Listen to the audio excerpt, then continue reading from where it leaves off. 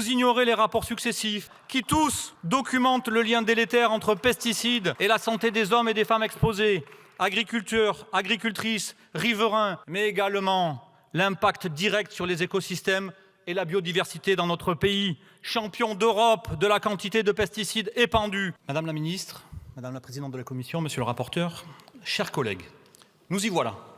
Oui, nous y voilà avec les mêmes qui tentent à nouveau, 5 ans après les amendements Egalim, pour déroger à l'interdiction de l'épandage aérien à grand renfort de drones, 5 ans exactement après ces amendements que vous aviez déjà copié-collé de l'agrochimie à la faute d'orthographe près.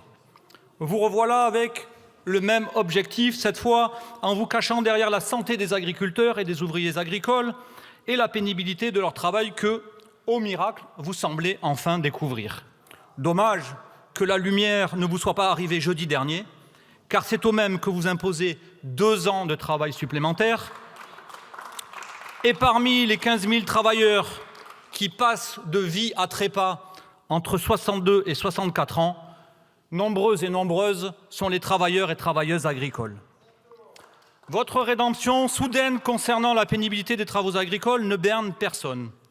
J'ai rencontré, moi aussi, un vigneron, non loin de chez vous, monsieur le rapporteur, en Savoie, il y a quelques mois.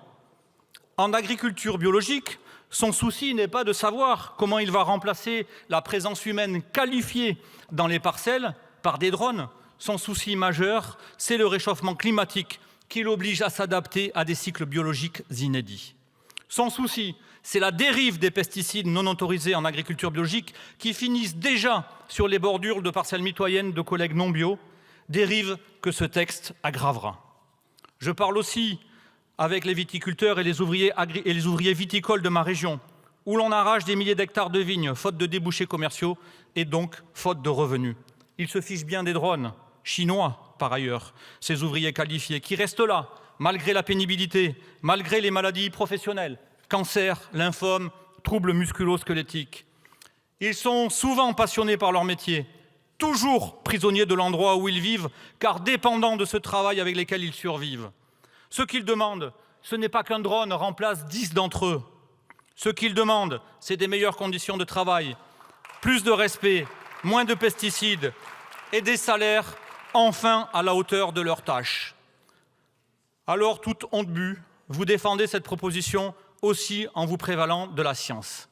Position cocasse, s'il en est, car depuis 7 ans, vous ignorez les rapports successifs de l'INSERM, de l'INRAE, de l'IFREMER, qui tous documentent le lien délétère entre pesticides et la santé des hommes et des femmes exposés, agriculteurs, agricultrices, riverains, mais également l'impact direct sur les écosystèmes et la biodiversité dans notre pays, champion d'Europe de la quantité de pesticides épandus, en volume comme en nombre de molécules autorisées.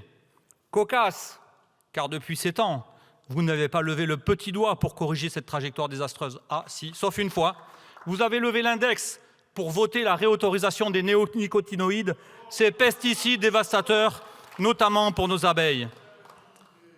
Alors, aujourd'hui, la ficelle est un peu grosse. La ficelle est grosse quand vous utilisez les conclusions de l'ANSES pour leur faire dire le contraire de ce qui est écrit. Notre agence sanitaire, pourtant connue pour ses avis souvent mesurés, pour ne pas dire timides, tire la sonnette d'alarme. Elle précise qu'on ne peut pas garantir l'innocuité de cette pratique et que la dérive des produits est importante. En clair, on joue à pile ou face avec la santé des citoyens, avec des épandages incontrôlés qui pourraient contaminer l'air, les sols, les nappes phréatiques et bien sûr menacer la biodiversité. Je ne suis pas joueur. Monsieur le rapporteur, vous qui vous gargarisez de science et de raison, où étiez-vous quand l'INRAE et l'ANSES ont été la cible de la FNSEA et des JA la semaine dernière, avec une violence symbolique incroyable, désignant à la vindicte nos scientifiques. Je n'ai trouvé aucune prise de position de votre part pour soutenir la recherche française face à cette dérive obscurantiste à la Trump, ou devrais-je traduire en bon français à la Kasbarian. La pseudo-position de la Macronie en défenseur de la science et des salariés dans ce texte est une farce, je viens de le démontrer. Alors, monsieur le rapporteur, madame la ministre, sauf à espérer rester dans les petits papiers de la FNSEA, renoncez à ce texte. Renoncez à poursuivre dans ce modèle agrochimique qui détruit l'environnement, la biodiversité et empoisonne nos agriculteurs et nos agricultrices.